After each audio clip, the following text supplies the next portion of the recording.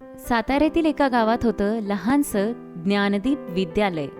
लहानसं शाळेचं आवार, मधोमध एक जुनं वडाचं झाड आणि वर्गांमधून ऐकू येणारे टाळ्या, गोंगाट आणि हास्याचे सूर.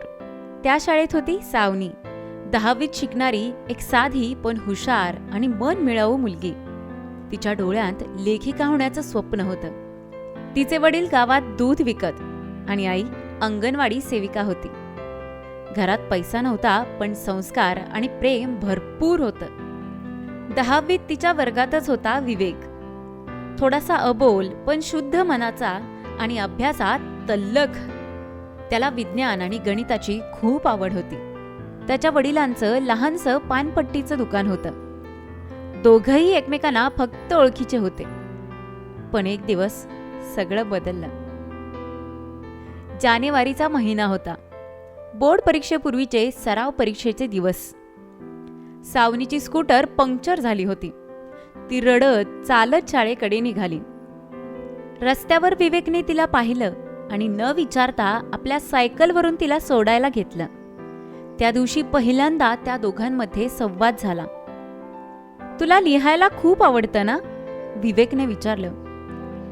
हो, पण काहीच छापलं नाही अजून. फक्त वही भरलेली आहे. त्या क्षणाने त्यांच्या नात्याची पायाभरणी केली. परीक्षा आली. दोघं एकमेकांना मदत करत होते. विवेक सावनीला गणित शिकवत होता आणि सावनी त्याला मराठी लेखनात मदत करत होती. दुपारी शाळेनंतर ते शाळेतच वडाच्या झाडाखाली बसत, चर्चा करत, एकमेकांच्या स्वप्नांवर बोलत. पण या मैत्रीत प्रेमाची अधीरता नव्हती.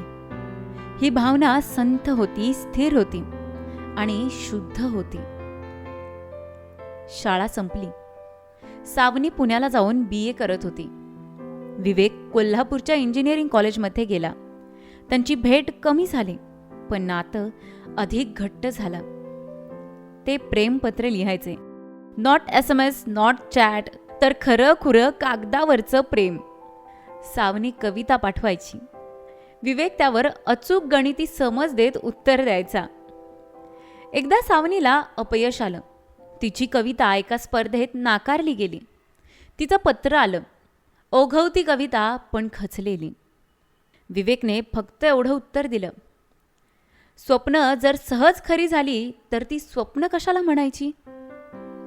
ते वाक्य सावनीने आयुष्यभर लक्षात ठेवलं. सावनी आता लेखिका झाली. तिचं पहिलं पुस्तक प्रसिद्ध झालं आणि राज्यभर वाचलं गेलं. विवेक एका सरकारी संस्थेत संशोधक म्हणून रुजू झाला. दोघांनी आपापल्या वाटा चालत असताना एकमेकांच्या सावलीसारखी साथ दिली. लग्नाचा विषय घरी निघाला. दोघांच्याही पालकांनी विचारलं, कुणाशी लग्न करायचं आहे? सावनी आणि विवेक वेगवेगळ्या गावात, पण एकाच दिवशी एकाच उत्तराने हसले. जे लहानपणापासून पाठीशी आहे त्यालाच सोबत ठेवू इच्छितो. त्यांचं लग्न साधेपणात पार पडलं. ना DJ, ना दिखावा, फक्त आई वडील, शिक्षक, मित्र आणि जुनं वडाचं झाड. त्या झाडाखाली त्यांनी वचनं दिली, सहवासाच्या, विश्वाच्या आणि सातत्याच्या. आज ते दोघं एका लहानशा शहरात राहतात. सावनी पुस्तक लिहिते तर विवेक विद्यार्थ्यांना मार्गदर्शन करतो. त्यांचं प्रेम अजूनही तसंच आहे. नाही त्यात हाव, नाही झगमग, फक्त एक विश्वास. आपण दोघं एकमेकांची स्वप्न पूर्ण करतो आहोत. ही गोष्ट आपल्याला सांगते की प्रेम म्हणजे केवळ क्षणिक आकर्षण नव्हे.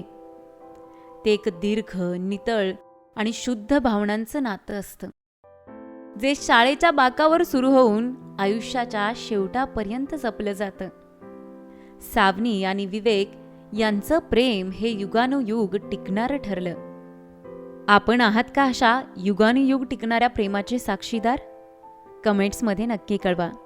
कथा आवडल्यास चॅनलला सबस्क्राईब करायला विसरू नका आणि तुमच्या प्रियजनांना ही कथा जरूर शेअर करा. कमेंट बॉक्समध्ये तुमचे विचार जरूर कळवा.